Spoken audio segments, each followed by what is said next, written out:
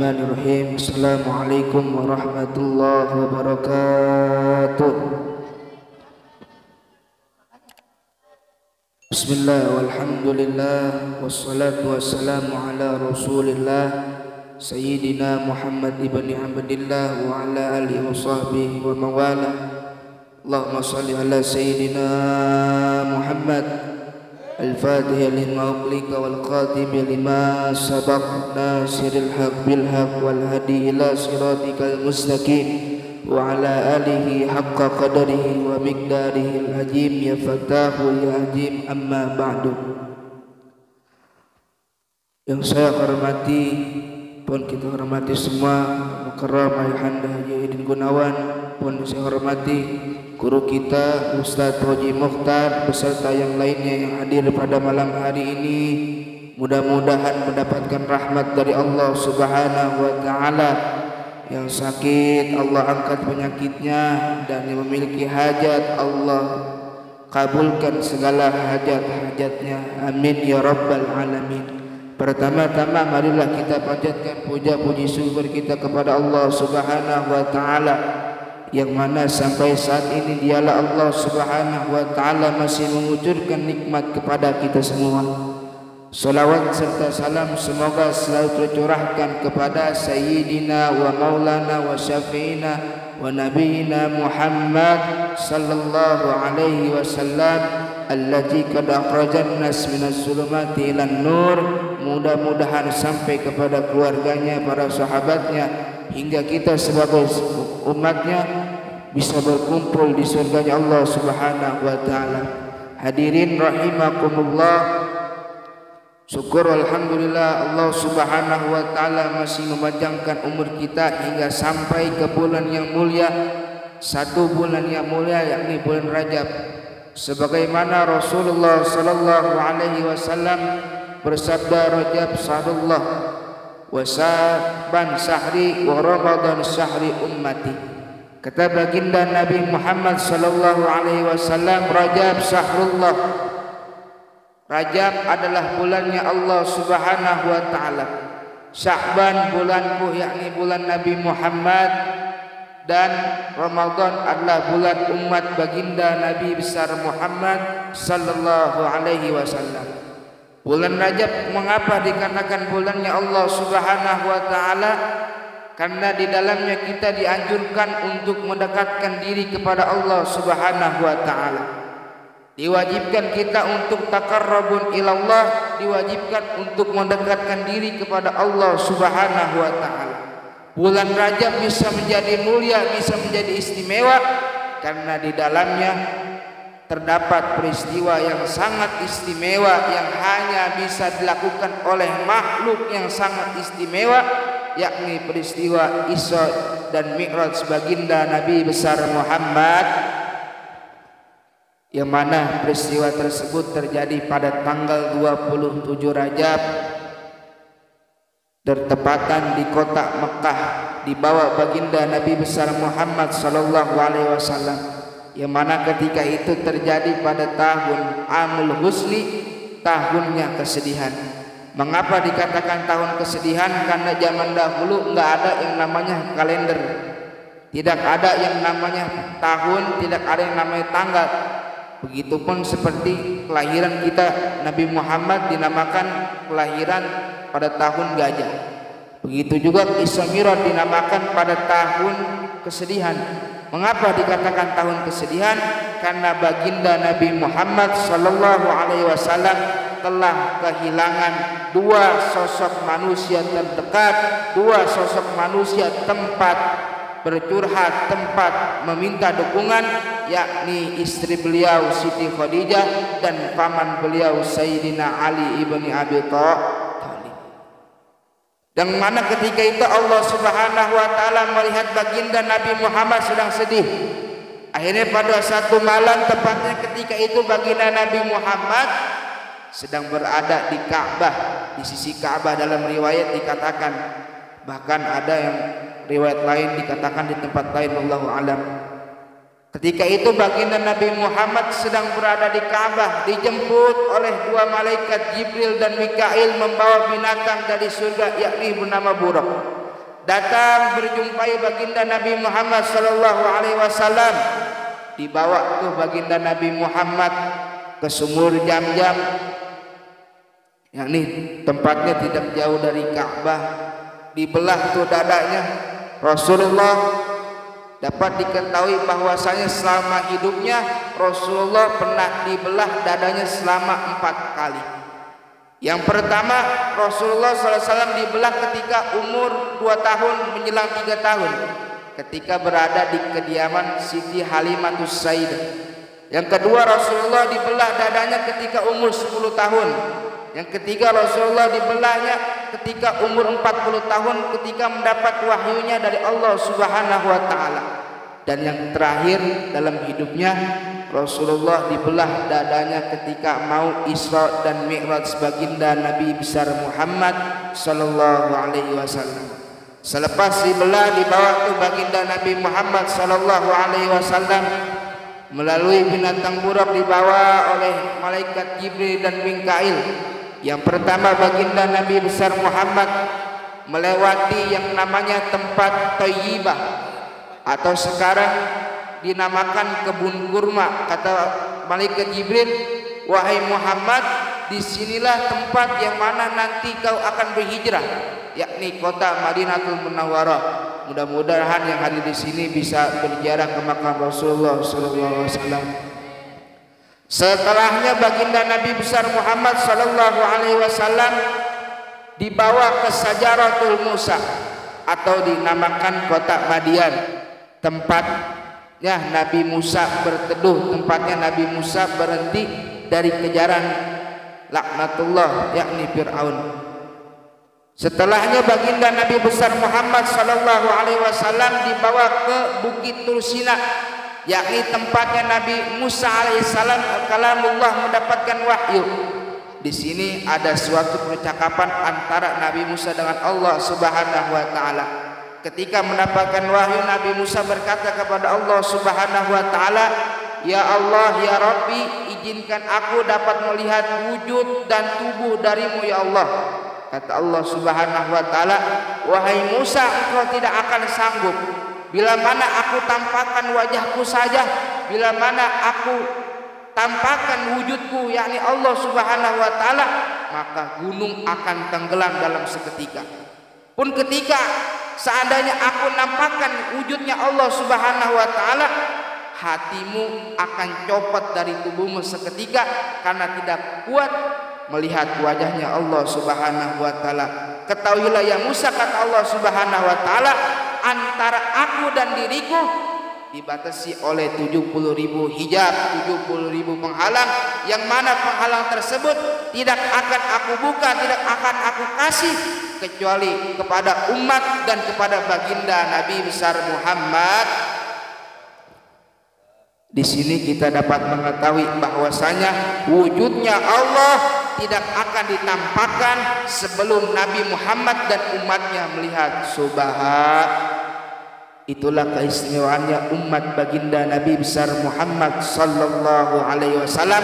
Bahkan para nabi dahulu tidak bisa melihat wajahnya kecuali baginda Nabi besar Muhammad sallallahu alaihi wasallam. Selanjutnya baginda Nabi besar Muhammad dibawa ke Baitul Lahim, yakni tempatnya Nabi Isa alaihissalam dilahirkan. Yaitu sholat 2 rakaat, melanjutkan perjalanannya hingga sampai ke Masjidil Aqsa atau sekarang disebut Baitul Maqdis, kiblatnya umat Islam pertama. Ternyata ketika sholat 2 rakaat datang para nabi terdahulu, datang para rasul zaman dahulu untuk mengikuti sholat 2 rakaat.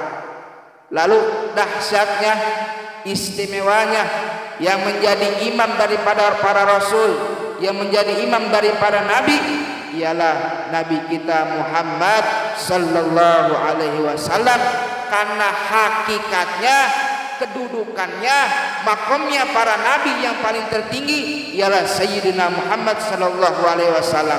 Karena cahaya yang paling utama, surga diciptakan dari cahaya Nabi Muhammad. Dunia beserta alamnya diciptakan dari cahayanya baginda Nabi besar Muhammad sallallahu alaihi wasallam. Maka makhluk yang paling pertama diciptakan oleh Allah ialah cahayanya baginda Nabi besar Muhammad. Ditawari setelah sholat, yang namanya ditawari 2 cangkir. Rasul ditawari 2 cangkir, satu berisi susu, yang kedua berisi khamr. Kata malaikat Jibril, wahai Rasulullah, pilihlah di antara 2 gelas ini.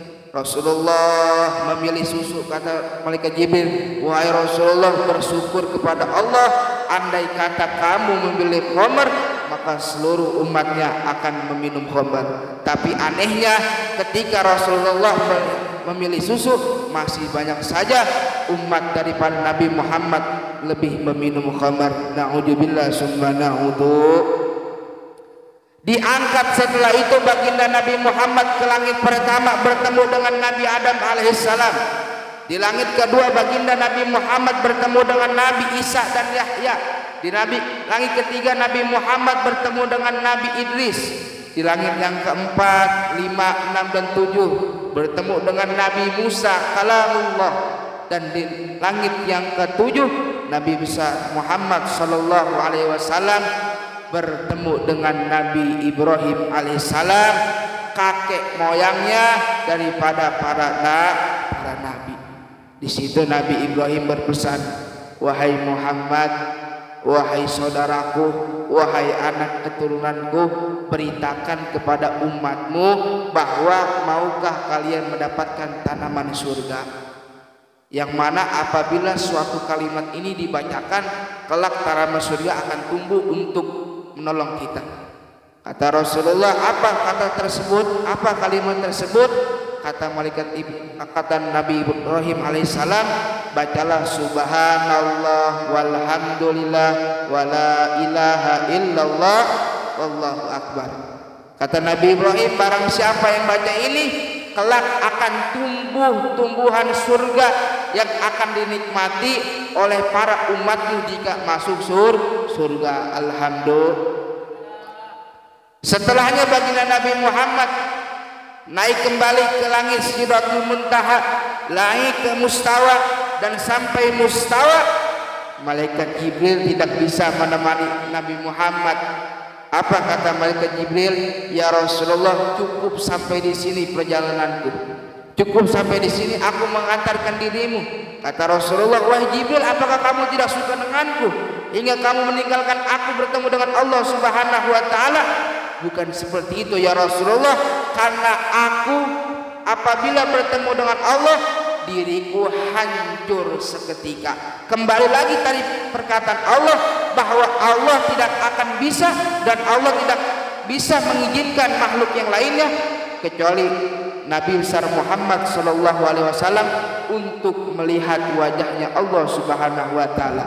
Sekelas nabi, sekelas malaikat Jibril, sekelas malaikat Jibril, pemimpinnya para malaikat, makhluk yang mulia, makhluk yang senantiasa bertasbih, makhluk yang senantiasa beribadah kepada Allah, makhluk yang senantiasa turut dan taat perintah Allah, pun tidak bisa melihat wajahnya Allah, tidak bisa melihat wujudnya Allah.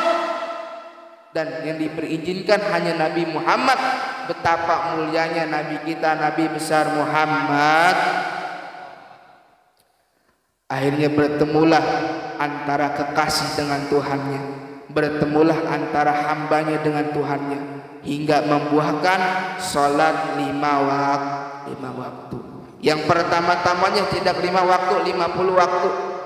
Nabi Muhammad merasa keberatan, turun ke Nabi Musa. Berkata Nabi Musa alaihissalam, wahai Muhammad, perintah apa yang telah Allah kasih kepadamu? Perintah apa yang Allah Ta'ala berikan kepadamu? Kata Rasulullah, saya diberikan sholat 50 waktu. Wahai Muhammad, ya Rasulullah, saya tahu umatmu adalah umat yang lemah, umatmu adalah umat pemalas, maka dari itu mintalah keringanan daripada Allah Subhanahu wa taala. Minta keringanan 45, 40, 35, 30 dan seterusnya hingga datanglah sholat 5 waktu.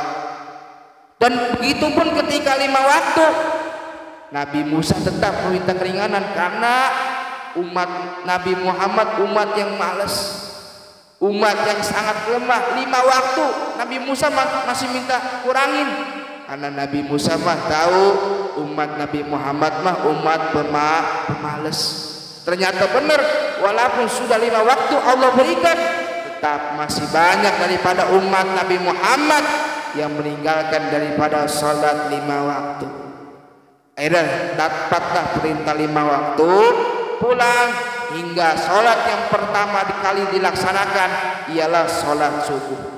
Naik baginda Nabi Muhammad berkhutbah bahwa sesungguhnya saya telah diisyaratkan oleh Allah Subhanahu wa taala. Yang namanya Abu Jahal, Abu Lahab tidak percaya kepada Rasulullah sallallahu alaihi wasallam. Akhir-akhirnya mereka semua mengatakan kepada Nabi Muhammad, lihat tuh Nabi kamu, lihat tuh Rasul kamu telah menjadi gila. Muhammad Majnun, Muhammad Majnun, Muhammad Majnun. Itu kalimat yang mereka teriakkan kepada Nabi Muhammad. Muhammad gila, Muhammad gila, Muhammad gila.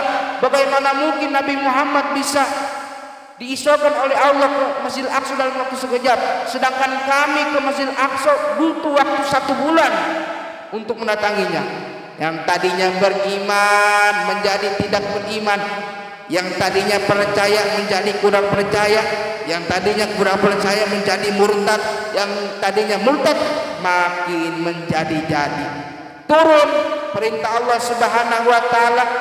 Apa kata Allah kepada Nabi Muhammad? Seandainya satu kitab Allah, satu Quran Allah turunkan dari langitnya kepada bumi, pun tetap mereka tidak akan percaya kepada Allah Subhanahu wa taala. Di sini kita dapat mengambil hikmah bahwa orang yang sudah tertutup hatinya, sudah mati hatinya, tetap tidak akan bisa menerima kebenaran datangnya dari Allah Subhanahu. Mereka Abu Jahal, mereka para pembencinya Nabi Muhammad SAW, mereka sudah mati sebelum datangnya kematian. Mereka sudah terkubur sebelum dikubur, dalam artian hati mereka sudah mati. Mudah-mudahan kita semua yang hadir di sini hatinya Allah jaga, Allah hidupkan dengan sholawat, dan mudah-mudahan kita yang hadir di sini dapat mengambil hikmah dari Isra dan Mi'raj, yakni perjalanan yang sangat istimewa. Jaga sholat, walaupun kita bukan orang yang benar, walaupun kita bukan orang-orang yang terbaik, tetap jaga sholat, karena sholat adalah ar-rasul ibadah. Sholat adalah kepalanya ibadah. Sholat kepalanya ibadah.